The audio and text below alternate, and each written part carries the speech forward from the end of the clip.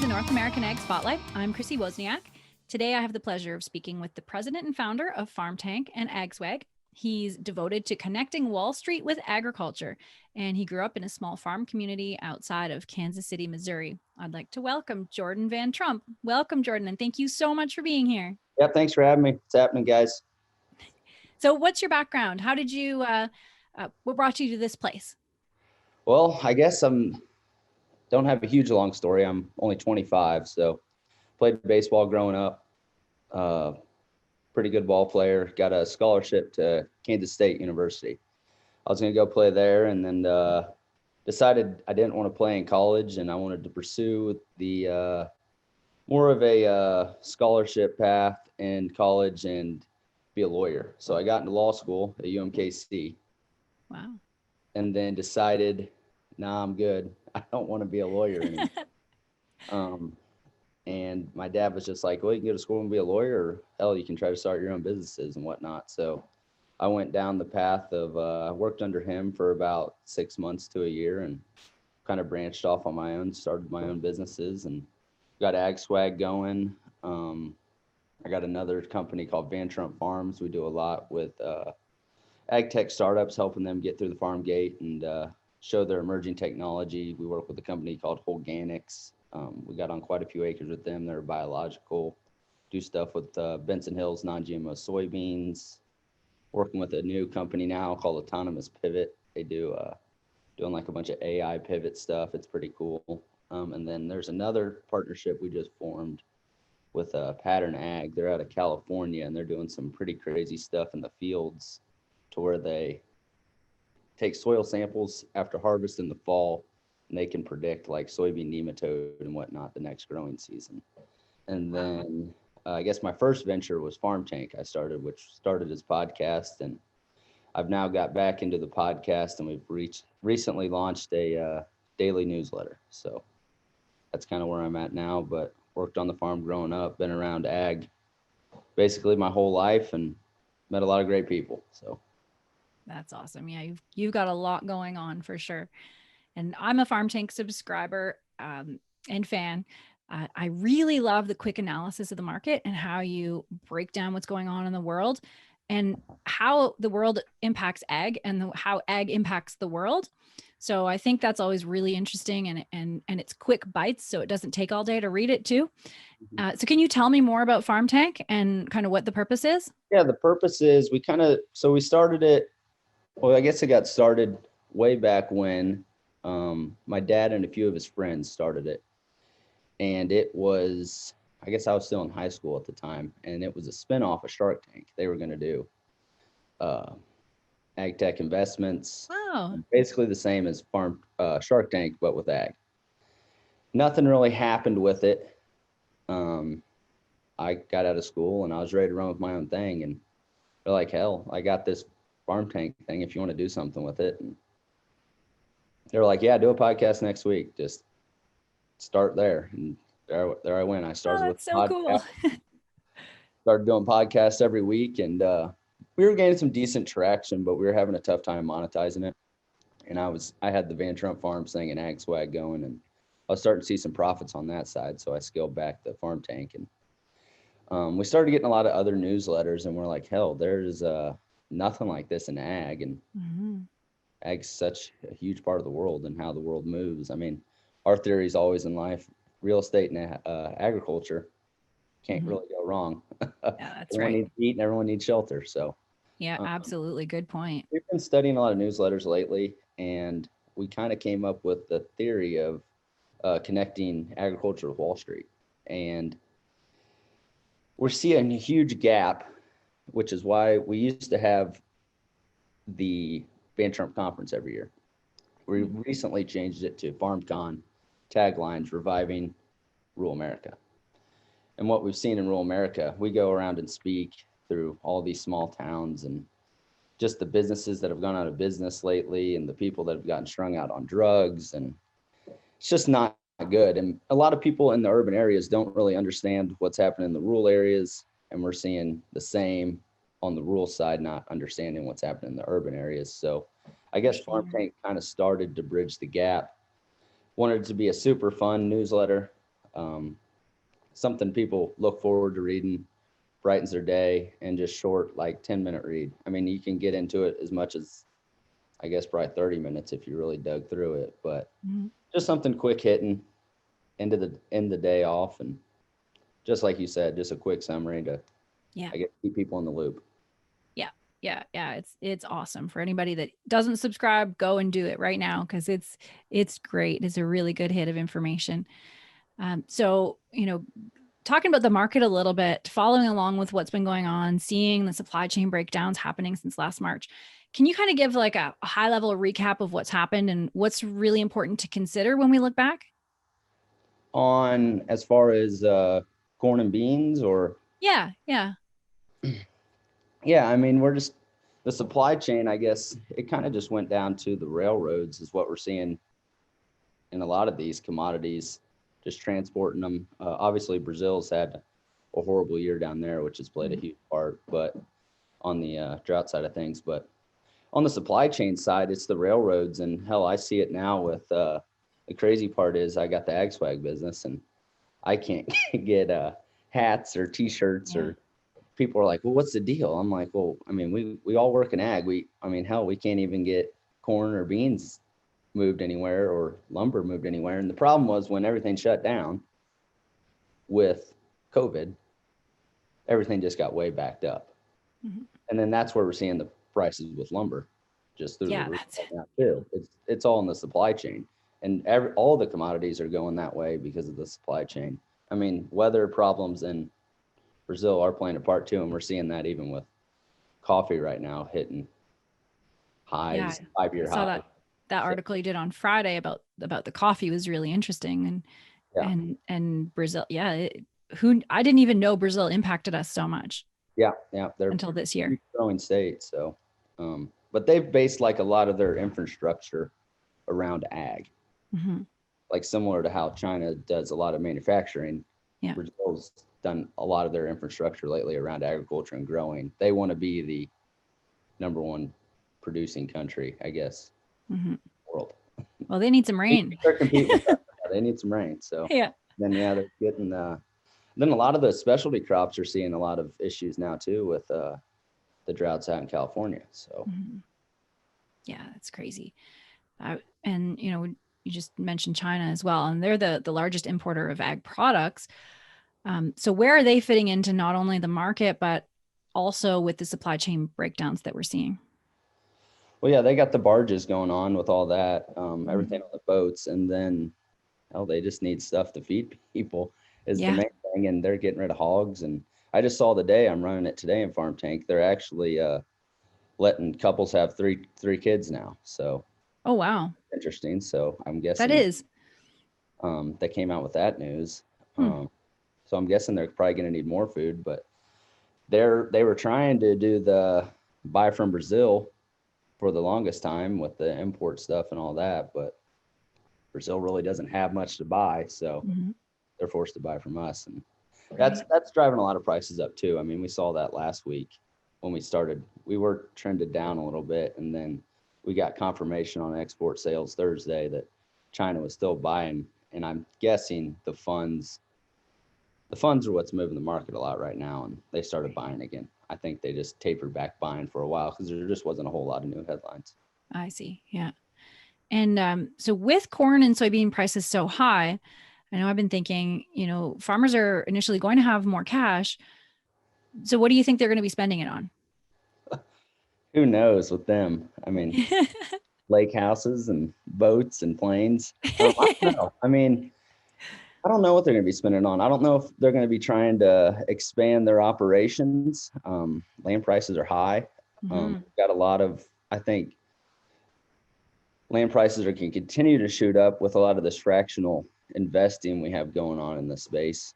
I'm doing a podcast tomorrow with, it's called Farm Together.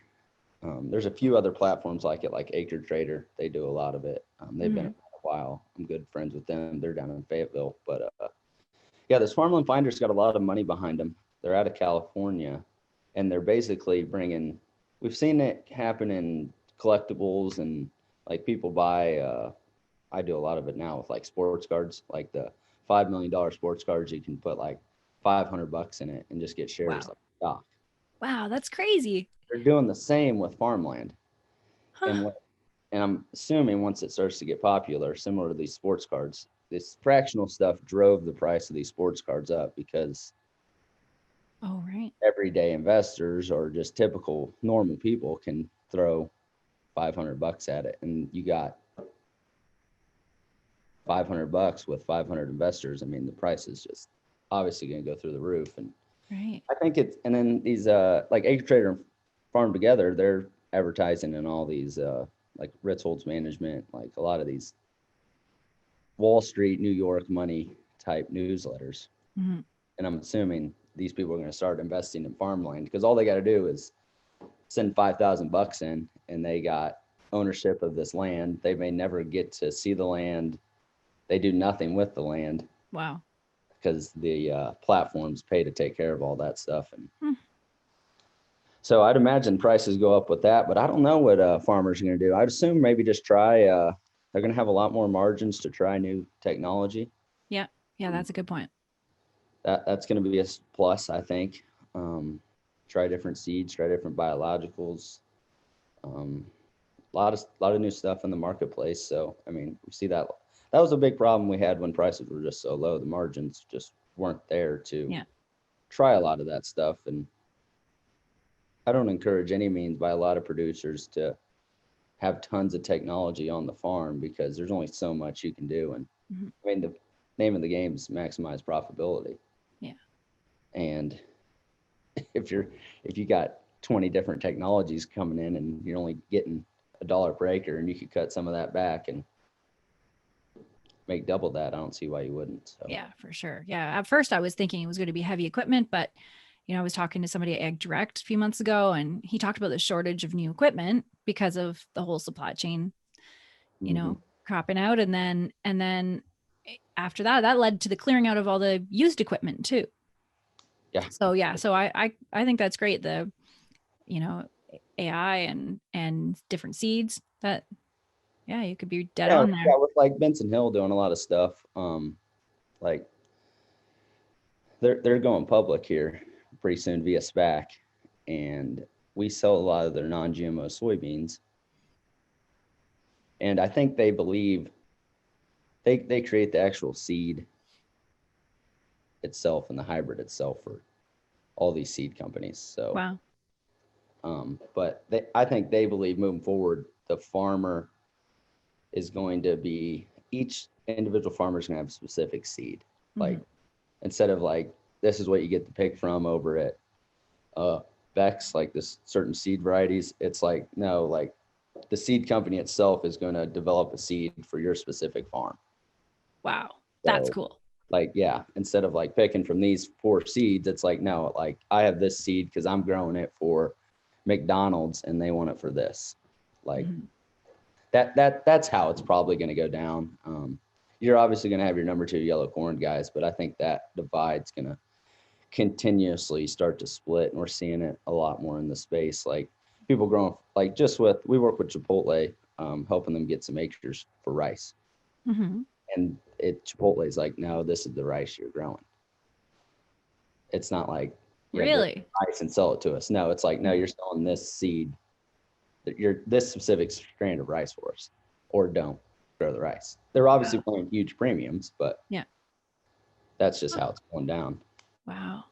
Or even you can take it, it's going to work that way, or we got a lot of farmers that kind of have like their own specific strands like that, and they're selling that direct to the marketplace. But that's how Mm. they market. That's how it's like getting a one up. I mean, with a marketing background. So That's cool.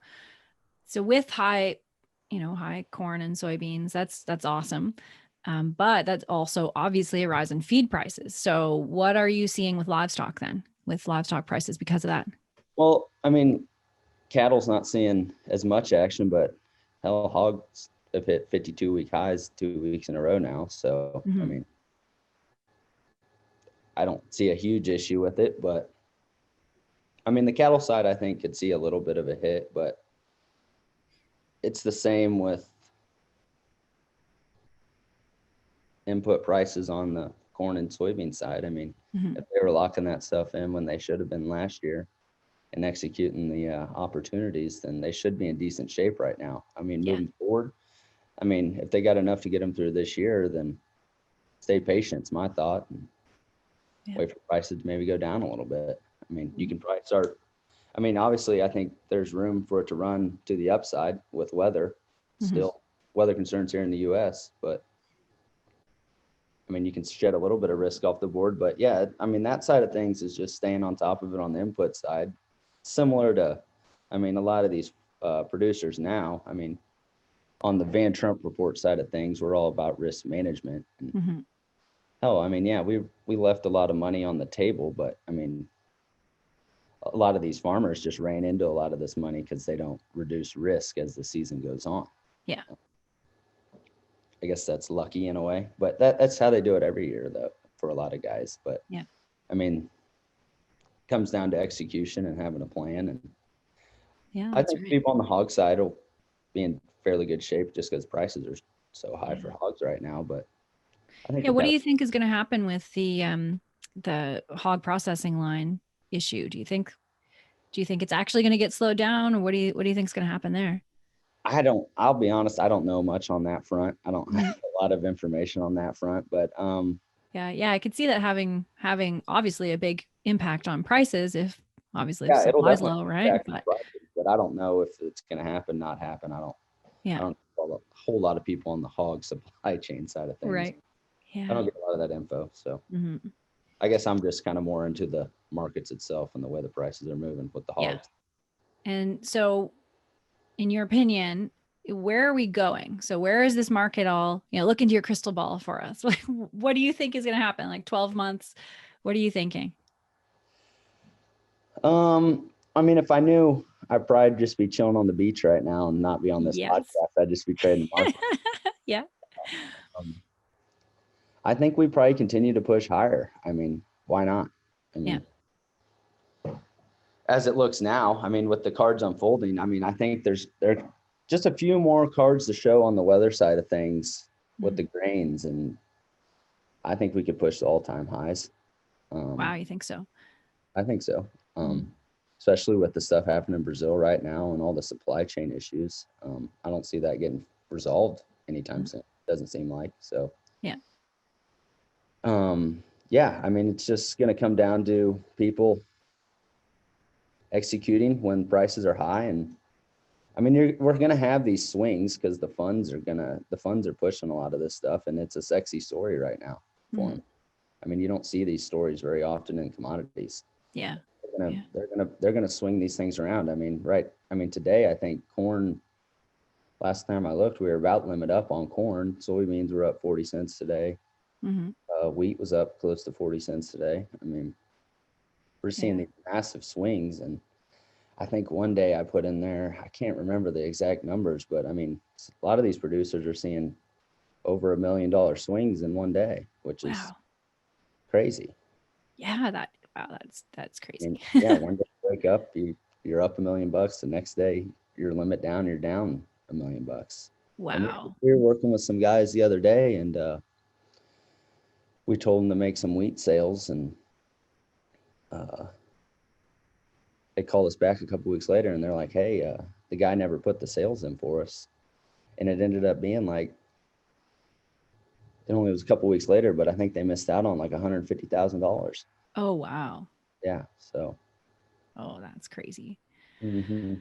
Wow. So what do you think though on the other hand, how's this going to affect the end user? Like what's going to happen with consumers? If everything's keep just rising, what's going to happen?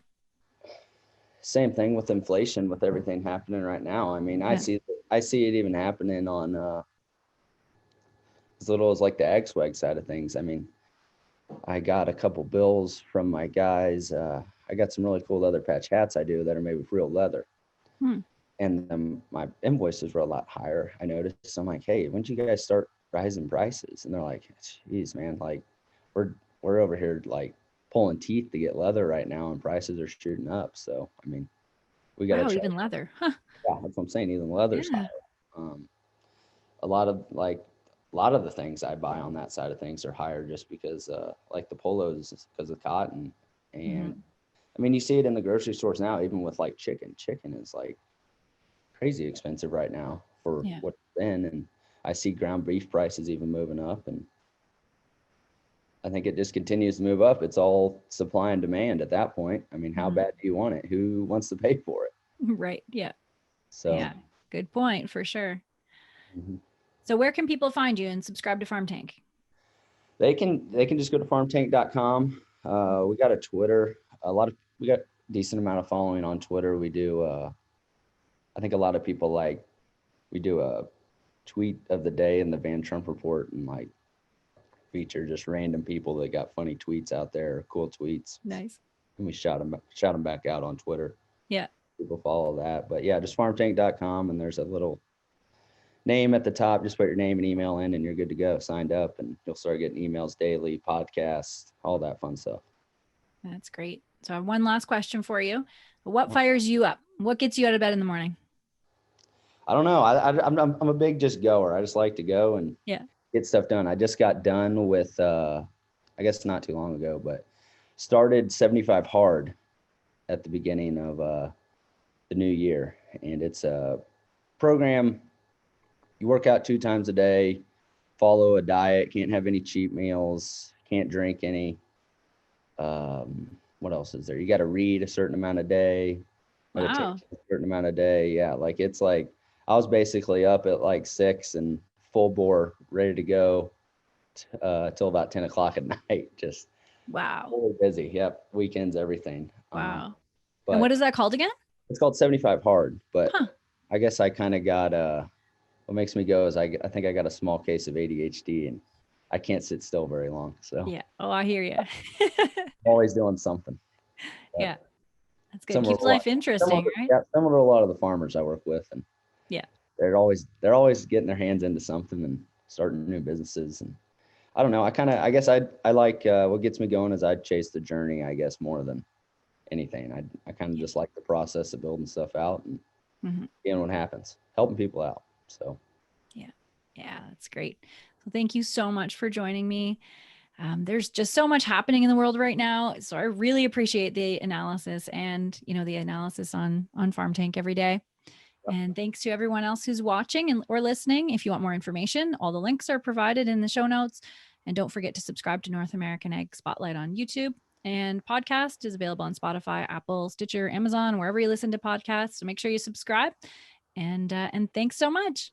Yep, appreciate it. Call me if you ever need anything. All right. Have a great day. Yep, see you. Bye.